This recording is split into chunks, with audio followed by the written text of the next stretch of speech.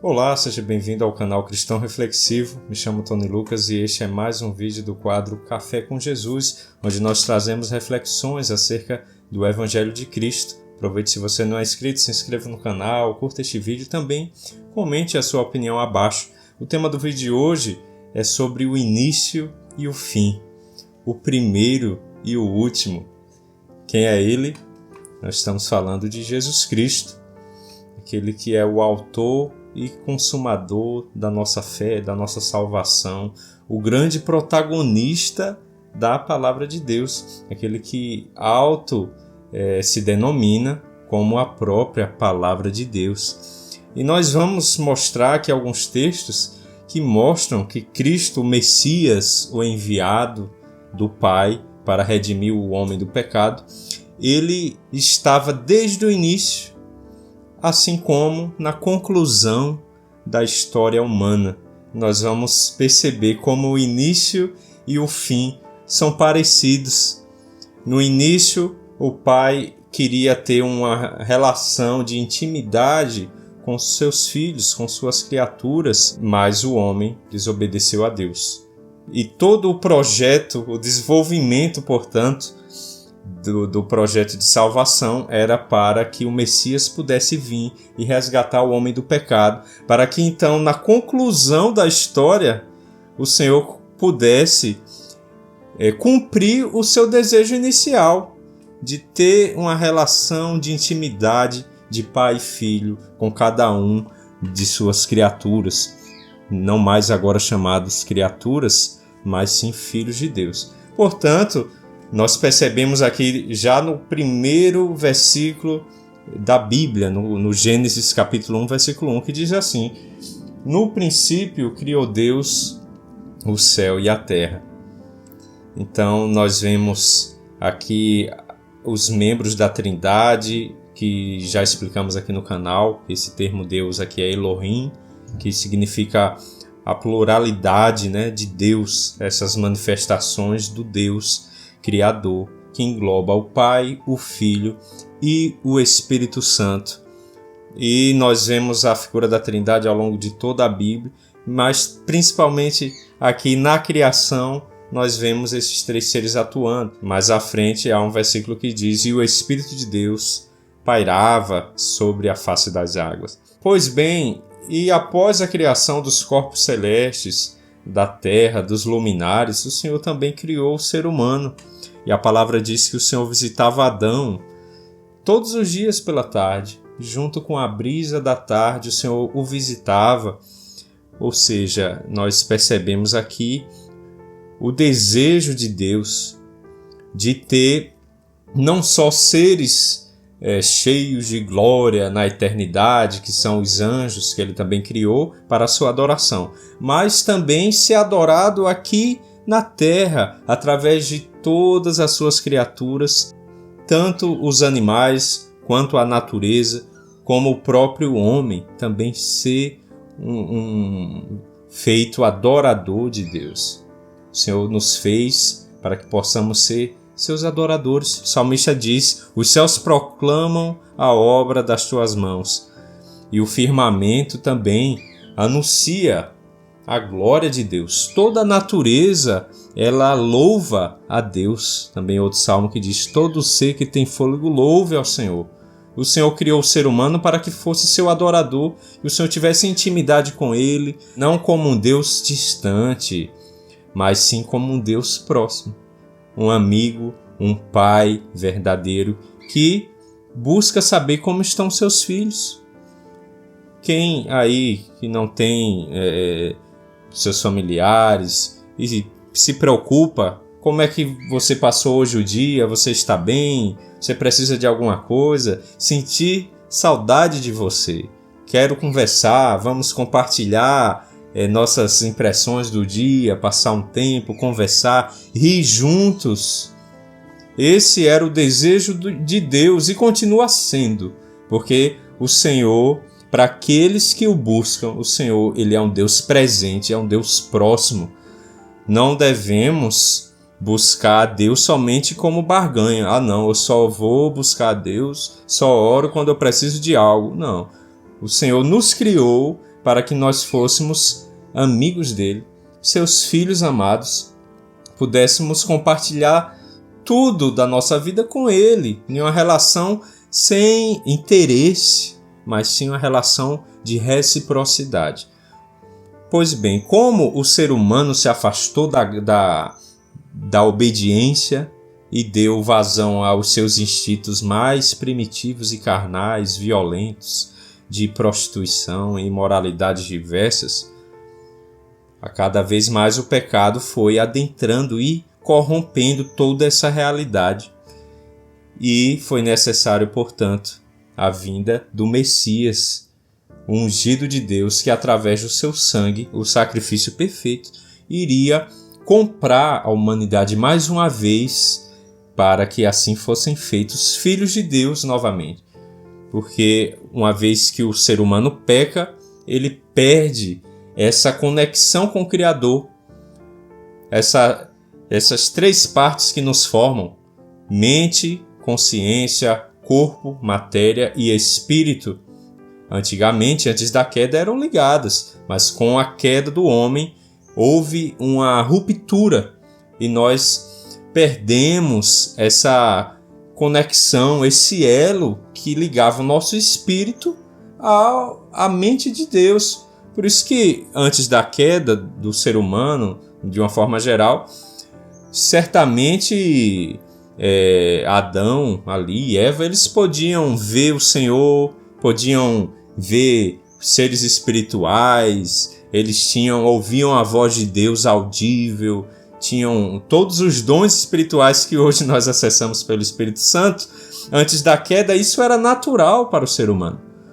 Mas com o pecado, houve essa ruptura e o homem agora passa já a nascer morto espiritualmente. É necessário que ele nasça de novo, não da carne, mas do Espírito, para que esse elo que esteve ligado lá no princípio, ele seja ligado novamente. Por isso que Cristo ele busca reconectar, pegar esse cabo e plugá-lo novamente nessa fonte de energia, de luz, que é o próprio Deus. E para que isso aconteça, nós devemos, primeiro, reconhecer o sacrifício de Cristo, que ele é essa via de acesso, o único caminho ao Pai. Segundo, nos arrependermos dos nossos pecados e nos afastarmos dessas velhas práticas para que nós possamos viver em novidade de vida. Então, nós vemos que o plano final de Deus, a conclusão da história, ela é justamente a restauração de todas as coisas. Se o primeiro versículo da Bíblia diz que o Senhor no princípio criou os céus e a terra, lá em Apocalipse 21, o apóstolo João diz, Apocalipse 21, capítulo 1, diz: "E vi um novo céu e uma nova terra, pois o primeiro céu e a primeira terra passaram, e o mar já não existe." E ele continua aqui: "Aquele que está assentado no trono disse: Eis que faço novas todas as coisas." Então nós vemos que o início e o fim são parecidos. O Senhor inicia a sua palavra criando todas as coisas, os céus e a terra, os seres espirituais, as galáxias, o cosmos, as bilhões de estrelas e planetas, as criaturas viventes. E a conclusão da história, o Senhor ele restaura toda a sua criação novamente e faz novos céus e nova terra. Mais uma vez ele mostrando porque ele é criador de fato, porque ele consegue produzir do nada todas as coisas. Ele é a causa primeira, Deus é a causa primeira do universo. Muitos creem que eu acredito que é necessário fé também para ser ateu, porque ali é uma verdade que essas pessoas elas têm que defender a qualquer custo. Então, eles dizem que o universo não tem uma causa primeira. Tudo surgiu do nada, do Big Bang.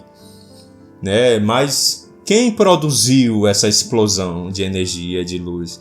Então, nós, cristãos, cremos que o Senhor ele é essa causa primeira, que não foi causado por nada. Por isso que ele é eterno e ele não está preso nas dimensões do espaço, do tempo. Por isso que ele está muito além de todo o universo da obra criadora. E aqui nós vemos quando ele retoma as rédeas da criação e julga o pecado de uma vez por todas. Prende também os anjos que se rebelaram contra ele, os milhões ou bilhões de anjos que montaram esse projeto paralelo e que introduziram o pecado no mundo. O Senhor, no fim dos tempos, também vai julgá-los. Vai julgar também todos os seres humanos, aqueles homens malignos que mais se assemelham a demônios do que a Deus. Esses também serão julgados e serão condenados, porque Deus, ele é justo e a justiça dele, ela irá se cumprir no juízo final. Caso contrário, nós poderíamos, se Deus não existe, também não existiria justiça plena, porque quantos homens malignos, malfeitores, responsáveis por genocídio, pelo holocausto de milhares de povos, inclusive aqueles que fizeram isso em nome da religião ou em nome do próprio cristianismo, que destruíram muitos povos, a perseguição aos irmãos da reforma, os pré-reformadores também, que foram contrários ali ao poderio da Igreja Apostólica Romana, e também muitos foram mortos. E nós vemos que a religião, muitas das vezes, ela acaba trazendo morte, dor, divisão para o mundo. Mas Deus é justo e ele irá julgar todos, do ateu ao cristão, àquele que professa qualquer outra religião e fé. O Senhor, ele irá julgar segundo a conduta de cada um e fará novos céus e nova terra. Por isso que nós entendemos também alguns títulos de Jesus, quando o Senhor diz: eu sou o primeiro e o último, eu sou o princípio e o fim, eu sou o alfa e o ômega, né? Aqui no Apocalipse 22, nós vemos alguns títulos de Jesus, que é Deus Filho encarnado, também um com o Pai e com o Espírito Santo. E por isso que ele é o grande protagonista, que assim como ele esteve no princípio, ele também julgará todos os povos da terra no seu milênio e estabelecerá um reino de paz aqui na terra e nos céus, né, restaurados pelo Senhor. Assim, nós devemos entender que o Senhor, no fim dos tempos, ele vai estabelecer o seu desejo inicial de ter uma intimidade com os seus filhos. A palavra aqui também fala, né, Apocalipse 21, desde o primeiro versículo: quando desce a Nova Jerusalém, brada uma voz vinda do trono dizendo: eis o tabernáculo de Deus com os homens. Ou seja, Deus habitando no meio do seu povo, que foi o desejo dele desde o início, mas devido à desobediência e à dureza do coração do ser humano, o próprio ser humano se afastou dos caminhos do Senhor. Mas, no fim, esse tabernáculo, essa presença de Deus, ela estará no meio do seu povo, todos aqueles que de fato quiserem se voltar para o Criador e se arrependerem de seus maus caminhos, eles também serão propriedade, povo escolhido de Deus, e terão uma intimidade diária com o Senhor. Para mim é o meu grande sonho, é poder ver Cristo face a face, ver o Pai também, a sua glória, o seu poder. Imagine, a palavra diz que a glória dele é tão grande que encherá toda a terra, não será nem necessário mais luminares, tamanho poder e a presença maravilhosa do Senhor, junto com multidões e multidões de povos redimidos e também de anjos e seres espirituais, nossos irmãos que foram criados também por Deus. E, portanto, foi esse o vídeo de hoje. Espero que você tenha gostado. Comente aqui abaixo o que é que você acha desses versículos e até o próximo vídeo desse canal. Muito obrigado.